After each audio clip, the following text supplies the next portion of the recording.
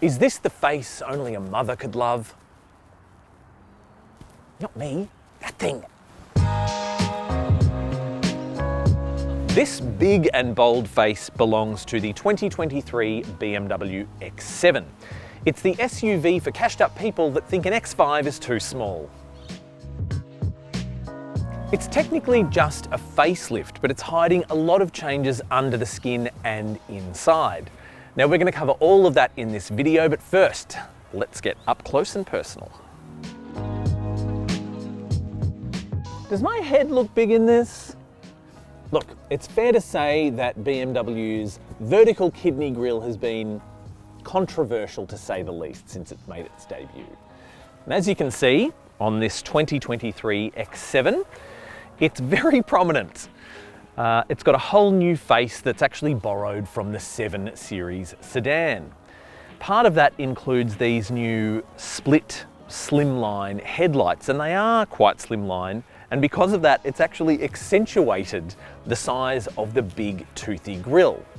Now, you're either going to love this or hate it. I really like how bold it is. I don't think it looks like any other vehicle in its segment or really any other vehicle on the road. It's a towering presence, especially riding on these big 23-inch optional light alloy wheels. You just kind of feel rich standing next to it. Inside, BMW has upped the luxury look and feel with the facelift, and it's now more closely aligned with the 7 Series sedan than it is the previous X7. The biggest change in terms of interior design is the dash area, with BMW adopting its curved display. Even the steering wheel is new. It's a definite step up for the interior design over the old X7, but it comes with a bit of a price premium. BMW has tweaked the lineup for the X7 for 2023, and with that extra cost comes some extra goodies. So, what's new, BMW? The 2 previous X7 grades, the xDrive40d and M50i, have been replaced by the diesel xDrive40d M Sport and the V8 petrol-powered M60i. The 40D M Sport, which is the model we are testing, gets a power boost over the outgoing entry grade. But pricing has increased by more than $30,000 for the diesel X7, and it now starts at $174,900 before on-road costs. Levelling up to the M60i will cost you $205,900. That X7 xDrive40d pricing is on par with other big luxury diesel barges like the Lexus LX F Sport and the Mercedes-Benz GLS 400d, and it's much more affordable than the new Range Rover. As well as the uprated powertrain and the new digital tech, the X7 xDrive40d now comes with a hefty standard features list that includes metallic paint, 22-inch wheels, the M Sport pack, 5-zone climate control, Harman Kardon 16-speaker sound system, a drive recorder, comfort seats and leather interior. There's plenty more detail in the written review at carsguide.com.au. Our test car comes with a few options that push the price to a tick under $185,000. They include giant 23-inch alloys at a whopping $3,500, BMW individual Dravit Grey body paint, a trailer tow hitch and second row captain's chairs. Speaking of, just how comfortable is the interior? So before we get to those fabulous captain's chairs up the back, let's have a look and see what's happening up the front. As with pretty much any BMW that's been launched in the last couple of years, there is a dizzying amount of technology to get your head around. I won't go into a huge amount of detail on that here, but if you check out my written review, you'll find out more about the ID and the digital key and stuff like that. But the big change is that the dash has been completely redesigned, and it's adopted the big curved display that made its debut in the iX, but you can also get it now in the 3 Series. Basically, it combines a 12.3-inch digital instrument cluster with a 14.9-inch multimedia screen, all in the one nice little neat setup. The instruments are customizable and they're very, very clear, and the graphics obviously match on both screens. You can do quite a lot with this when you go into the settings and all of that kind of thing, which is great. In terms of the multimedia setup, BMW's iDrive has come a long way over quite a few years, let's be honest. And I think it's a really clever system now. It's not without its faults, but again, the graphics look really good and the app layout is really, really logical. So you can swipe and use the touch screen all you like, or you can use the controller, the iDrive controller here. Very clever setup and fairly intuitive as well. There's clearly quite a lot of space up front, and these seats are gorgeous. I'm not normally a fan of this kind of tan color, but I think it works really, really well in this car, and these seats are so comfortable. They've obviously got, you know, a huge amount of adjustability, power adjustability, of course. I don't think you'll struggle to find your perfect driving position here. Yeah, so top marks up the front, but let's have a look and see what's behind me. 40D usually comes standard with 7 seats, but not this one. This one comes with the $1,500 captain's chairs option, which replaces the second row with these 2 individual lovely seats. Obviously that's not going to suit every family, but it is good for families with older kids, or, you know, a hire car company that does airport transfers. This is going to be a very comfortable trip to the airport. These seats are super, super comfortable, and not just because of these beautiful, I love these headrests. Like, I don't want to sit here for too long because I will absolutely fall asleep. They're so comfortable. Lots of adjustability, and there's obviously a huge amount of space here. No one is going to be complaining about how much leg or headroom you've got in the second row of the X7. And, you know, luckily there's a lot of amenities here. Again, they really focus on not just the front row, but the second and third row in terms of things you can use. These little clever things, there's so many USB ports back here, it's crazy. One on the back of each seat, as well as the little holder for an infotainment screen. You've got your own climate controls back here, more bottle storage, more USBs, 12-volt outlets, air vents here at the knee level and also at chest level, which is brilliant. And of course map pockets and ample room for bottles and all of these other kind of things in the doors too. So a very nicely done second row. So probably unsurprisingly, given how massive this car is, the X7 is a true 3-row family SUV. So it's not like one of those models that's got, you know, seats in the back for occasional use. This third row is for everyday use.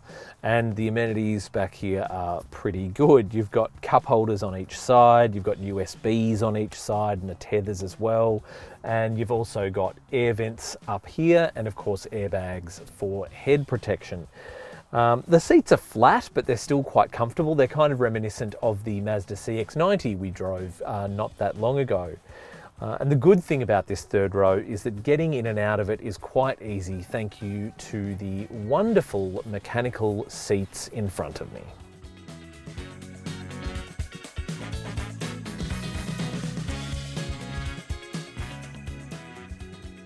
So the X7 has a lot of cool features, but I didn't realize that the boot would be one of them.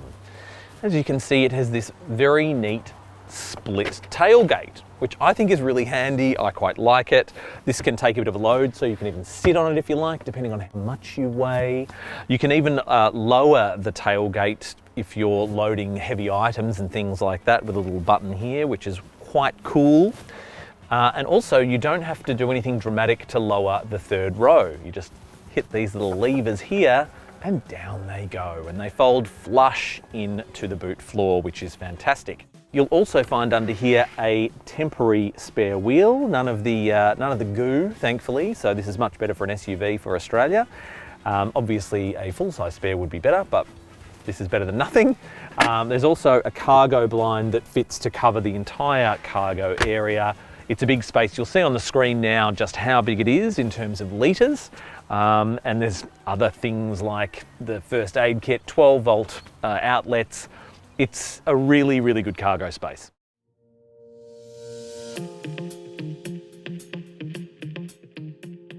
If you're after raw petrol V8 power, then maybe check out the M60i. But if you're after a punchy diesel that can tow things, then the X7 xDrive40d is the pick of the range. The X7 40D is powered by a 3-litre 6-cylinder turbocharged diesel engine with 48-volt mild hybrid tech, which uses an electric motor integrated in the 8-speed automatic transmission. Power and torque are pegged at 259 kilowatts and 720 newton meters respectively, which are impressive figures for this 2.5-tonne bus. It's all-wheel drive and has air suspension for a cushy ride, as well as a towing capacity of 3.5 tonnes braked or 750 kilograms unbraked. If you're keen on off-roading in the X7, it has a 221mm ground clearance and fording depth of 500mm, but maybe best to keep it on the tarmac. The X740d has a turbo diesel engine and a mild hybrid setup, but does that automatically mean it's efficient? BMW says the official combined cycle fuel figure for the X740d is 8 litres per 100 kilometres. Our fuel figure, after nearly a week of mixed city, freeway and country driving, is on your screen now. It has an 80-litre fuel tank.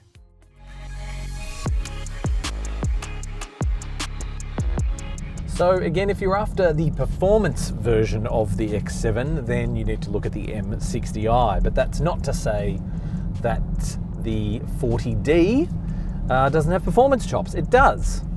It's got a big 3-litre turbo diesel engine, and combined with that mild hybrid powertrain, it's actually pretty quick off the mark. It's just over 5 seconds, 0 to 100.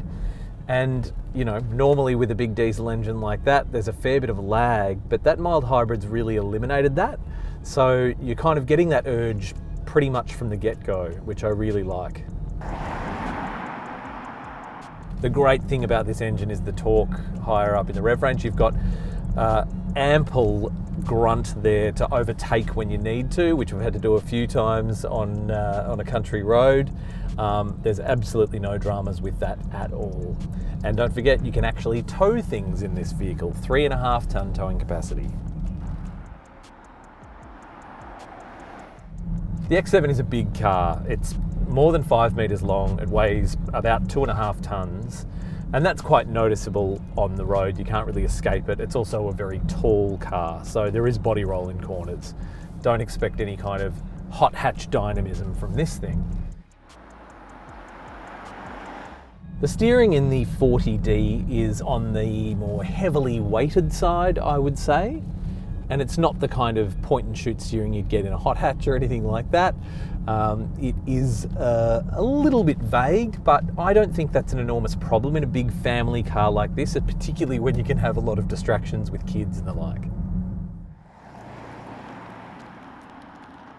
So the X7 has air suspension, which aids ride quality and a few other things. And for the most part, it's really good. I've driven on some average roads since I've had this car, and it's handled it pretty well. I would say though that the 23-inch wheels that have come as an option with this car look fabulous, but they don't really help when it comes to ride quality. Certainly when we've hit the odd pothole, you can really feel it. They are low profile tyres, so that's just gonna happen. So, you know, do you need to spend a couple of grand on those wheels? Maybe not.